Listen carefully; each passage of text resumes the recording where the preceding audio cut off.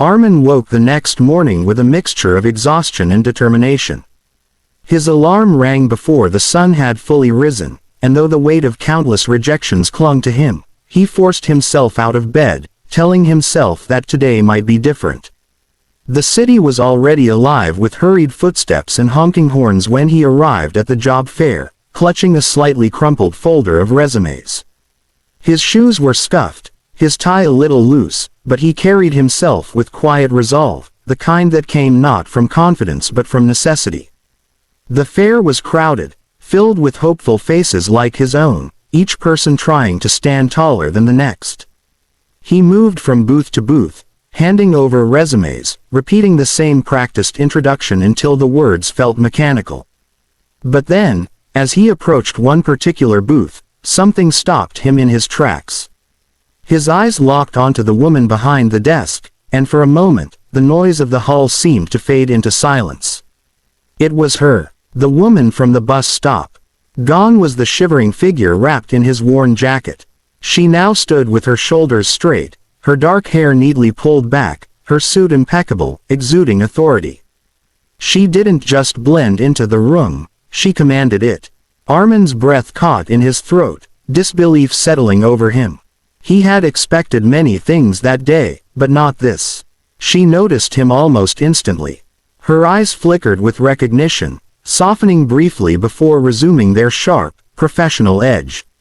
Armin stumbled forward, words failing him.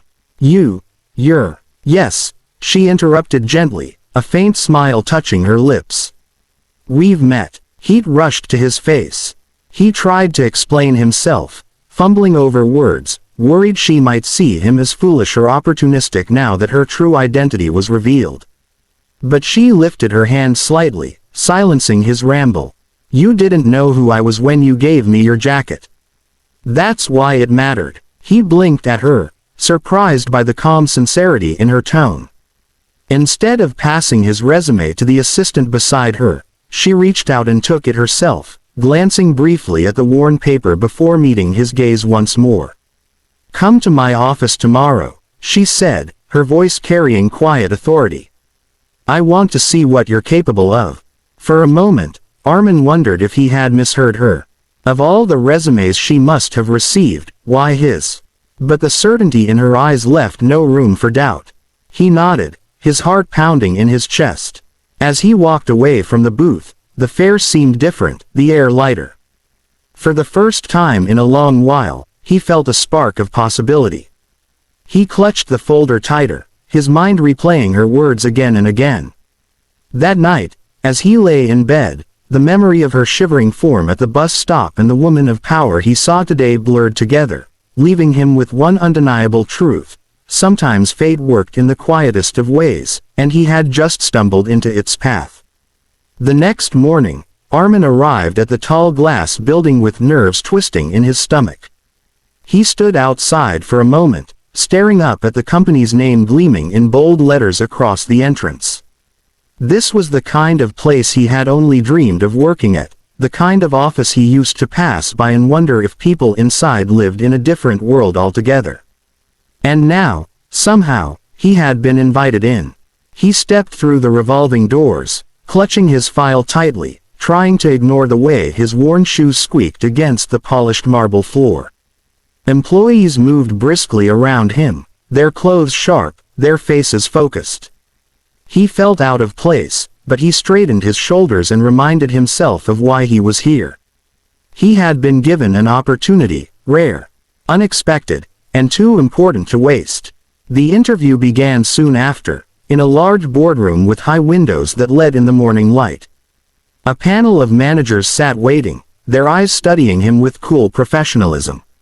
Armin greeted them politely, his palms damp with nervous sweat, and took his seat.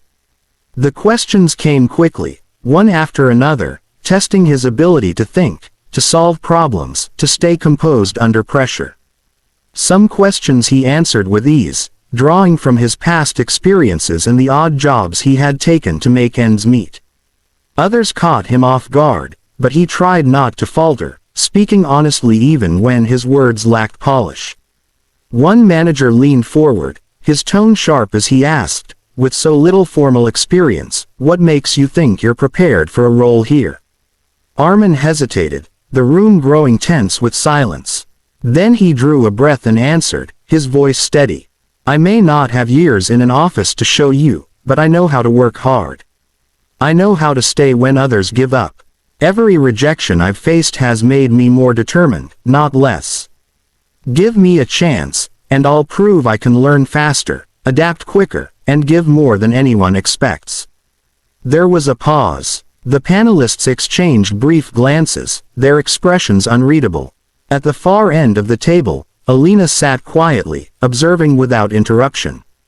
She hadn't spoken yet, but her gaze lingered on him, steady and unreadable. The interview continued, pressing him further, testing him with hypothetical scenarios and problem-solving tasks. He stumbled once or twice but never gave in to panic. Each time, he pulled himself back, leaning on his persistence rather than perfection. When it was finally over, Armin left the room with his heart pounding, unsure if he had done enough. He walked through the polished corridors with the uneasy weight of doubt, but somewhere deep down, a faint glimmer of hope still lingered.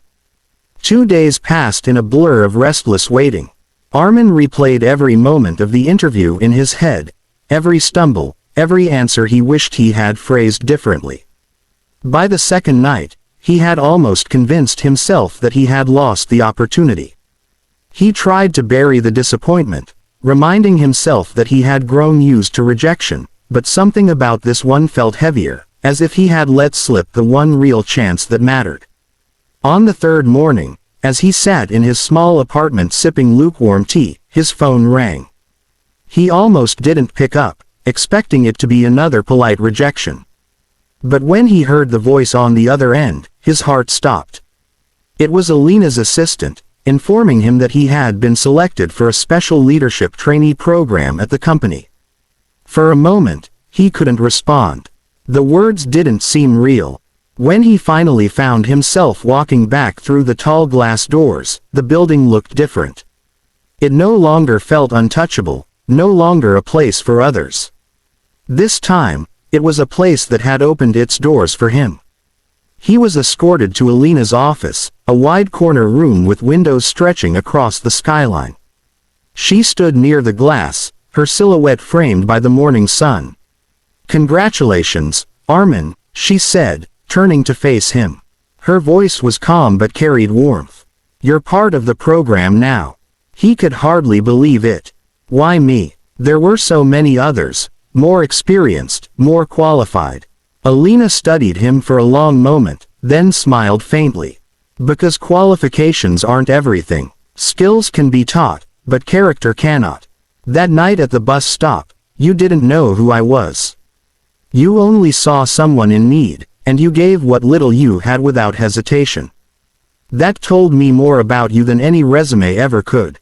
Her words struck him deeper than he expected. For months, he had seen himself as less, someone overlooked and discarded. But here was someone who saw value in him not despite his struggles, but because of the heart that carried him through them. She stepped closer, placing his jacket on the desk, the same jacket he had offered her that night. "This is yours, but I think you've already earned something far greater." Armin picked it up, his hands trembling slightly as memories of that cold night flooded back. He looked at her, emotion tightening his throat, and managed a quiet, "Thank you." As he left her office, jacket draped over his arm and a new future ahead of him, the city outside seemed brighter than it had in years. For the first time, he no longer felt like he was chasing something impossible. He had found his place, not because of luck, but because a single act of kindness had revealed the man he truly was. Armin's first week at the company felt like stepping into another world. The office hummed with energy, filled with people who seemed to know exactly what they were doing, their movements sharp and purposeful. He, on the other hand, often caught himself pausing in the middle of the hallway, afraid of making a wrong turn or misplacing a document. Yet despite his unease, there was a quiet determination in him.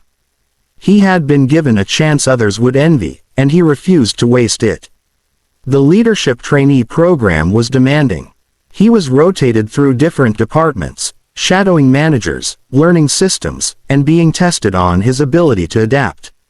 Some days left him drained, overwhelmed by the unfamiliar pace. But every challenge he faced only pushed him harder. When he didn't know something, he asked. When he stumbled, he took notes to ensure he wouldn't make the same mistake twice. Slowly, his colleagues began to notice his persistence.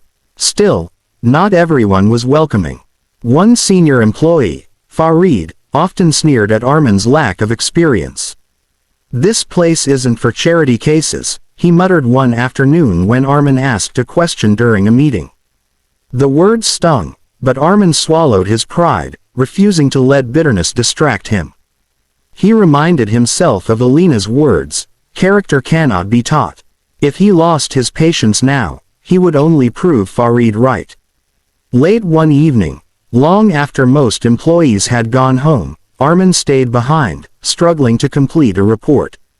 The numbers didn't line up, and frustration began to creep in. Just as he was about to give up, a familiar voice broke the silence. "You're still here." Alina stepped into the office, her heels clicking softly against the floor. Startled, he stood quickly. I wanted to finish this before tomorrow. I don't want to fall behind." She glanced at the papers, then at him, a faint smile touching her lips. "You remind me of myself when I first started. I didn't have anyone to guide me, so I worked until I figured it out. But you," she paused, her tone gentler, "you don't have to do it alone." She sat beside him, pointing out where he had gone wrong with the calculations, explaining patiently until his eyes lit with understanding. For Armin, the moment was more than just guidance, it was proof that she believed in him enough to share her time. When she left, he remained seated for a while, staring at the corrected report. Something inside him shifted. The doubts that had weighed him down began to fade, replaced with a steady fire. He realized he wasn't just surviving anymore. He was learning, growing, and slowly becoming the man he had promised he could be. As he finally packed his things and stepped out into the quiet night, the city lights blinking against the dark sky, Armin felt the certainty of a truth he could no longer ignore. His journey had only just begun. Weeks turned into months, and the company no longer felt foreign to Armin. The once intimidating glass walls and fast-ticking clocks now carried a sense of belonging.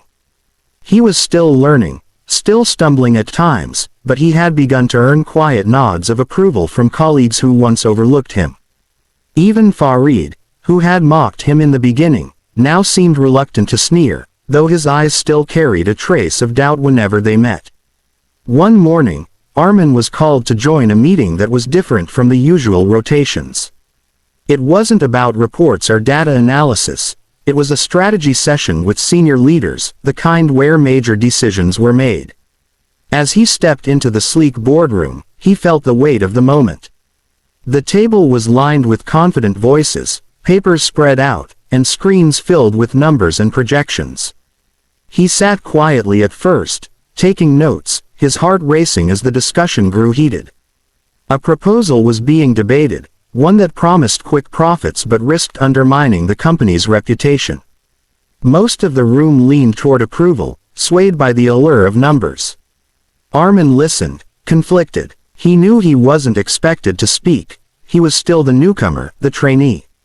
Yet something gnawed at him, the same instinct that had pushed him to offer his jacket on that cold night. Finally, unable to stay silent, he raised his voice. "Excuse me," he began, his tone hesitant but steadying as all eyes turned to him. "If we move forward with this, we might make money fast, but what happens to the trust we've built?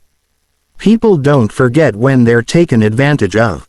If we lose credibility, no amount of profit will cover that." The room fell into silence. Some exchanged glances, others raised eyebrows at the audacity of a trainee interrupting. Armin felt his palms sweat, but he held his ground, meeting their gazes with quiet conviction. Alina was the first to speak. She leaned forward slightly, her expression unreadable. "That's an interesting perspective," she said, her voice calm but carrying weight. "Sometimes, the value of integrity outweighs the shine of profit." The discussion shifted, her words giving his point legitimacy. By the end of the meeting, the decision was postponed, pending further review. As people filed out, a few looked at Armin differently, their earlier dismissal replaced with a trace of respect. Later that day, Alina found him in the hallway. "You spoke when it mattered," she said softly. "That's what leadership is, not staying quiet to fit in, but standing firm when it's easier to remain silent." Her words settled deep within him, carrying more meaning than any title or paycheck could. He realized then that his journey wasn't about just proving he belonged, it was about becoming someone who could make a difference. And as he walked back to his desk, the weight of doubt that had once clung to him seemed lighter than ever, leaving behind a quiet strength that told him he was exactly where he was meant to be.